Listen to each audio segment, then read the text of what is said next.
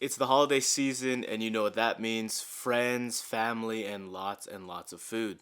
Thanksgiving and Christmas dinner often include a wide variety of foods, including things like beans, greens. You got your Potatoes, tomatoes, lamb, ram, raw, dog, beans, greens, potatoes, tomatoes, chicken, turkeys, rat. While for many it's the most wonderful time of the year, many of us, myself very much included, have a tendency to put on a few pounds. According to a study from the New England Journal of Medicine, the period contributing most to yearly weight change is the 6-week holiday interval, and that is from Thanksgiving Day to New Year's Day. So, how do we avoid putting on the pounds during the holiday season? Recently, with Thanksgiving around the corner, I decided I wanted to work on becoming more grateful, and I happened to stumble across a book called The Gratitude Diaries by Janice Kaplan. Incidentally, there's a chapter dedicated to gratitude and healthy eating, which I thought myself and many others would be interested in, especially in this pound packing time of the year. It's Tina the talking tummy. So in this video, I'm going to share the author's 4 rules for her amazing gratitude diet. Let's jump right in.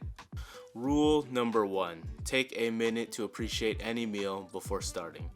I know when I'm in a bad mood, tired or stressed, I want to eat everything in sight.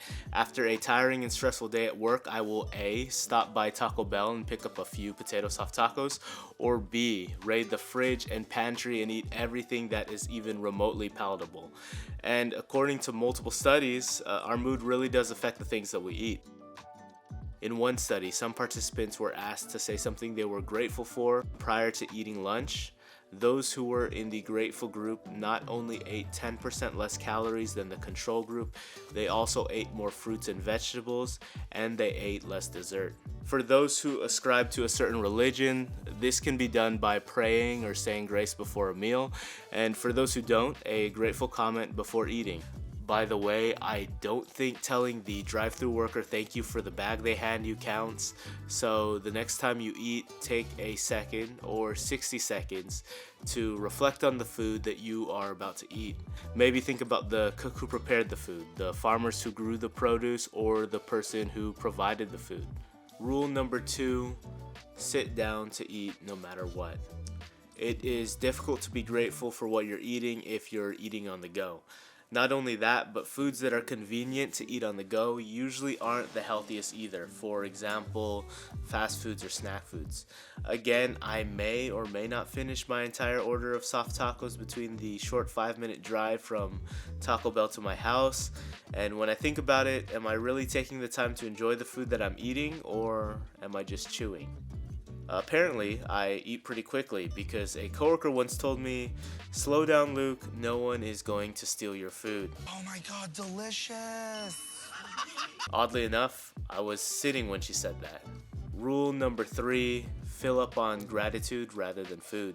Sometimes we use food to smooth over bad feelings or moods, a behavior which researcher and author Brené Brown refers to as numbing. Instead of addressing the root cause of our mood, we find things to make us feel better in the moment, like eating junk food, shopping, maybe binge watching Netflix. By practicing gratitude, we can improve our mood, which we just learned can help us to make better food choices and put a stop to the endless cycle of I feel bad, so I eat, so I feel bad about eating, so I eat some more to feel better. Instead of soothing our stress from school or work or feelings of loneliness or lack of fulfillment from our work, instead of fulfilling it with food, we need to learn to address these issues with real solutions. And this is coming from someone who is still very much learning to not use food as a tool to make me feel better. Rule number 4, eat only foods that make me feel grateful. Brian Wansink, author of the excellent book Mindless Eating, conducted a study where he observed the behavior of those eating at a Chinese buffet. Slimmer participants, he observed, tended to scout out the buffet before filling their plate, Look at this Mac. I don't want none of this, man.